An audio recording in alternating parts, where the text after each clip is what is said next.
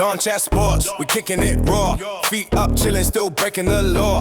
Mic on fire, they can't ignore it. Chat so sharp, it'll... Ladies and gentlemen, this is episode 22 of the Lawn Chair Sports Podcast. We have a special guest on today. This is a St. Pete local legend, Ferg, who owns the United States #1 sports bar, according to USA Today, right? Correct. So that's a pretty big honor. We're happy that he's taking the time to sit down with us. This guy has some incredible stories. We're going to find out. We're going to get to the bottom of it. We're going to talk some big events coming up at Fergs as well. This place is always changing, always popping. He was just mentioning he's already got opening day plans for the Rays this year. Got some wild stuff, and I saw a sign outside that said free beer. Is this accurate or Tomorrow? Not every day, because I was figuring that was just your new business strategy. Just every day. Show up tomorrow, and you'll have free beer tomorrow. What's the what's the occasion for the free beer? It never comes. It never comes. It's always a day away. It's always tomorrow. Yep, always tomorrow. That's awesome. You got to laugh in life. That's awesome. But no, just tell us a little bit about. So you recently got named #1 sports bar in the U.S., which is, I mean, quite the accolade. I think we've all been to many sports bars in our life. How did you turn this old gas station into the United States' #1 sports bar? With a lot of mistakes.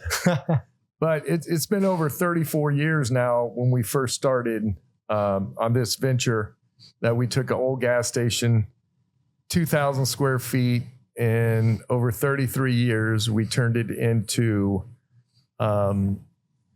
almost 2 city blocks. We seat for Super Bowl over 2,500 people. Wow. 124 TVs, 130 employees. And we are very, very happy that we have new owners of the Tampa Bay Rays in town.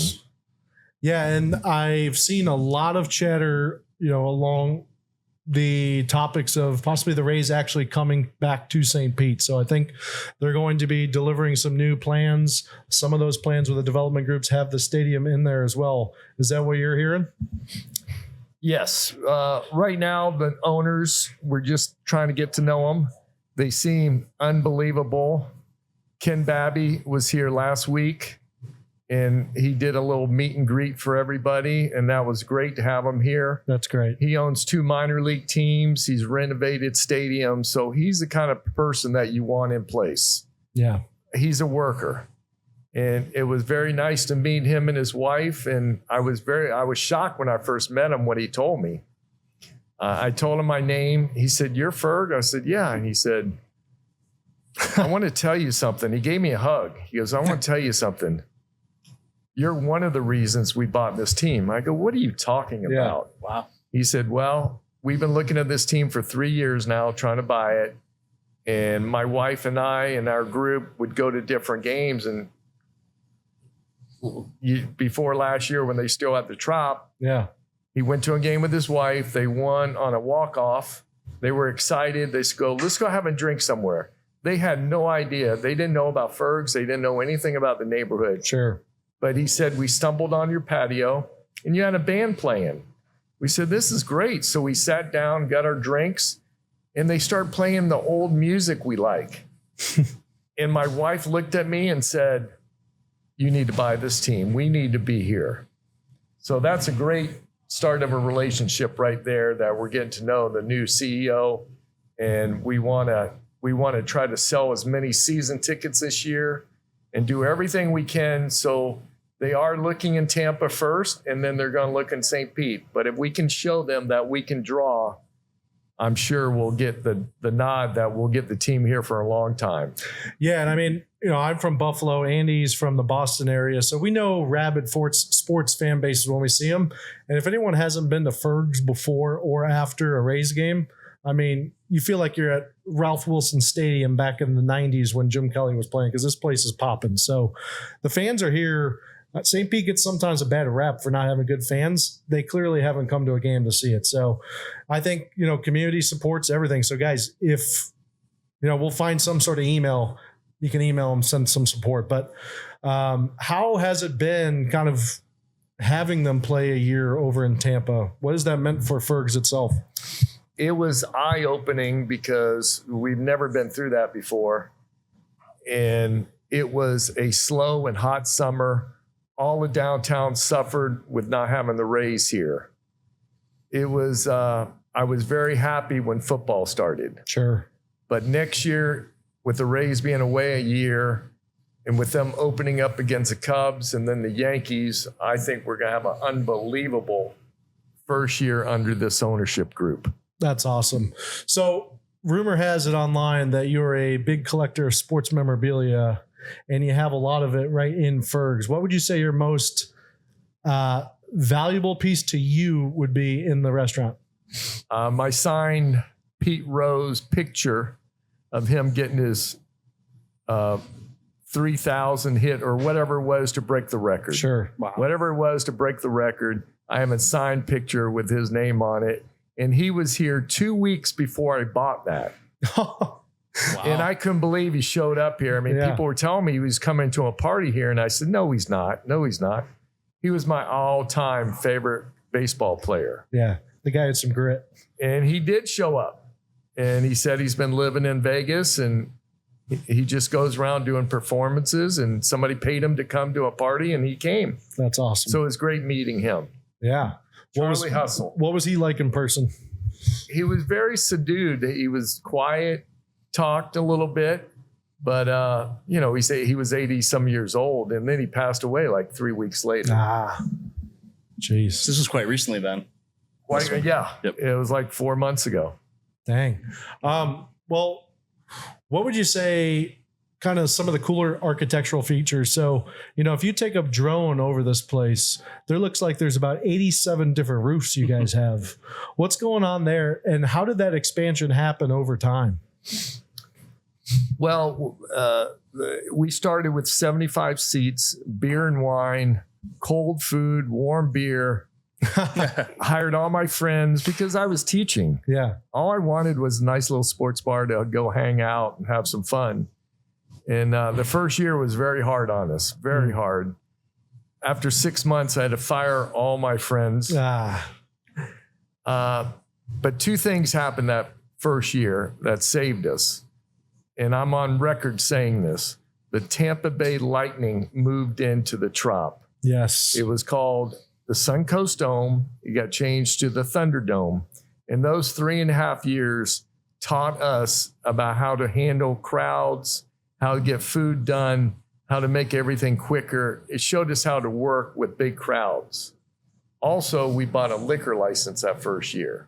That'll help. That helped a lot. Yes. So it took years and years and years. And as that, we started making a little money and then baseball was coming in. We started to expand from 1 room to 2 rooms to 3 rooms to a patio to upstairs.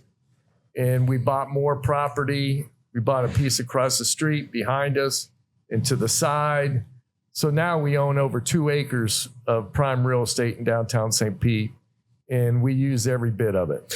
Yeah, and as a person who enjoys coming to Fergs, please don't sell it to a condo building. That is not what we need. No, I would hate to lose this place. It's funny you say that. I'm sure you get... It's funny you say that because we've had in the last 2 years a lot of offers. And I listen to everybody. Sure. They want to take us and build a big high rise, like 200 apartments, and put us in a little corner on 13th and Central. And I said, that's great. But after sitting down with my family and my friends, we all feel that St. Pete is growing too fast. Yeah. And we need a nice local place to hang out with local people, people from out of town, somewhere you can gather 2,000 people for music, for sports, for parties, whatever it is. We want to be the middle of St. Pete community. And that's why we build relationships. Yeah, and I think it's working. I mean, as you've seen probably over your time here, I mean, just the expansion of the downtown, if you will, on Beach Drive all the way up to the Edge District. I mean, it's crazy. How can you kind of describe that transformation over the years? It's really been amazing. I was lucky enough to grow up in this town. And after high school, I said, I'll never live here. It's for all old people. But 5 years later, ended up getting a teaching job here. And it was the best thing ever happened to me. Nice. But things have changed so much from when I grew up until now. There's so much to do. And that's why people are moving here. Sure. You have something to do every night. You have the Lightning, you have the Bucks, you have the Rays, you got the Dolly, you got the beaches, you got the pier, and you got hundreds of bars and restaurants to go out to. So we're just so happy that people want to live in nice, warm weather and have fun. Yeah, I think that's great.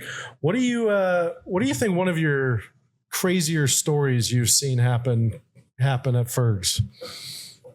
It can be rowdy, it can be funny, it could be a party, it could be, I'm sure there's a lot popping through your head at the moment. Well, I think the biggest moment, happiest moment, there was a lot of them, but one of the biggest ones is when our second baseman touched second base to beat the Red Sox and for us to go to the World Series in 2008. That was one of the happiest days ever.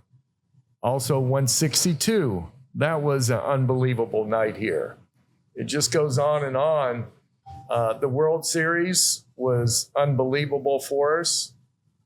Craig Sager is an old friend of mine from Fort Myers, and he was here doing the broadcasting from TNT, and it was great to see him and hear his stories.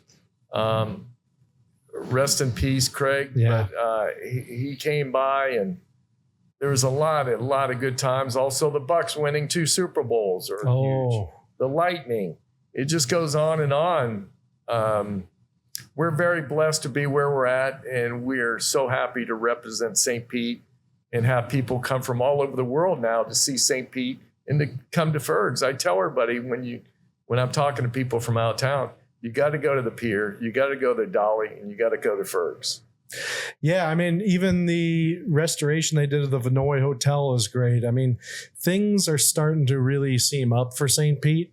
But it's crazy. Sometimes in that mass expansion, you can lose that local flair of what the city was built on. So places like this really are important to kind of remind people what the culture was before everyone moved here. And I mean, me and Andy are here to blame. We did move here from afar as well. But it's such a cool culture to assimilate to down here in St. Pete. So if it wasn't for places like Fergs, probably wouldn't even know what the culture is because it would just be some shiny new building. So definitely think that's cool. Andy, did you have anything? Yeah, I was going to ask, I guess just take us through the early days of Fergs, because what we now know is Tropicana Field. It opens in 1990, but they don't get the baseball team until 1998. What was the process like, kind of waiting for a team to land here? I know there was expansion in 1993. Tampa didn't get a team at the time. Right before we opened, we had the contract to buy the San Francisco Giants, if you remember that. Yep. And that fell through right before we opened. And then we had expansion, and it went to Miami. That was just a dagger in your heart. And then finally, we got expansion announced in 1995 that we're again the Tampa Bay Devil Rays, which now is called the Tampa Bay Rays. And it's been a fight. It's been a real fight. The first year of baseball, I think they drew over 3 million people. Wow. So that shows you that the people are here. You have to have the right owner. Vince Namoli, God bless him, he brought the team here, but he wasn't really in it for the fans. Stu Sternberg came in. He did a great job on the field. The team has been in the top 5 in the last 15 years in wins. I mean, that's incredible with that payroll. As far as hospitality, it was okay. Now we have a new owner coming in that I think they know all about hospitality. I think they will know how to draw more fans and make the stadium a little better for everybody. Right. Yeah. I mean, I think he's actually a big developer himself in new construction in Florida. So, I mean, he gets kind of that building a company from the ground up too. I think last year they were one of the fastest growing building companies in the U.S. So it's kind of exciting to see him build on that momentum with the Rays. Also, there's some rumors online that sometimes you'll host some karaoke nights and you do a little Elvis impersonation. Is that accurate? That is not. No. We do have karaoke now and then here, but I have never been on the stage, and I'm banned from being on the stage by my wife and kids. He must have had too many of the free beers that one night he did Elvis. Exactly. So, not to keep you too much longer, but pretty impressive to be managing such a large restaurant and bar in today's space as well. How do you find and kind of keep that energy and vibes up with a staff of 150 people? That's not easy. No, it's not, but it helps when you have a great staff. And I have 6 good managers, very good, strong general manager. My son is one of the managers, and he's doing a great job. He'll be taking over one day. Oh, nice. But he's learning a lot, and he's a great asset to Fergs. And we just keep we sell fun and happiness, and we want people to be happy either through music or sports or just entertaining. Sure. So we're here for the whole community. We're getting ready to have our 33rd anniversary. Nice. Next week, the night before Thanksgiving. Oh, yeah. Is 33 years. We have the Shake Society out back, and we have the Falcons on the main patio. And we're going to have a great night and celebrate 33 years of hard work. And I want to thank all the customers that have been coming in over the years. That's why we're here. We're here for the people. We're here for the community. And we are very, very blessed that we've been here 33 years, and we're going to make a very long time being here. Well, you heard it here first, guys. We just want to thank Ferg again for coming on the podcast. He talks about supporting local. He supported us without hesitation, giving up time on a busy day. I mean, we were here just 2 days ago, me and Andy, and it seemed like there was 10,000 people here, but yet we got all of our orders on time, which seemed kind of crazy because we were sitting at just a folding table in the back too, right in front of the big screen. So service here is phenomenal. Drinks are great. I mean, you got a Pink Whitney shot stick. I'm looking across the street. If you guys are looking to have some fun, Fergs is the spot to be. Any last words you want to leave our guests on the pod? Yes, I just want to tell everybody, be safe out there. Always Uber down to Fergs. Yes. Parking is always a problem, so always Uber, carpool. And make sure you're here for opening day, April 6th. Buy your season tickets.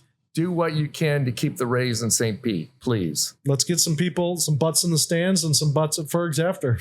There you go. Let's do it. All right. Thank you, Ferg. Thank you very much. All right. Thank you. All right. Thank you so much. Yeah, appreciate it. That went great. Hope you don't have to edit too much. No. Lawn chair sports, pull up, take a seat. Talking all the games from the pitch to the street. Folded out proper where the legends compete. Kick back, relax, hit a banner, it's elite. Footy on the telly, cricket in the sun. From the backyards to the big leagues, everyone chatting by the plays. From the clutch to the fluke, sideline wisdom.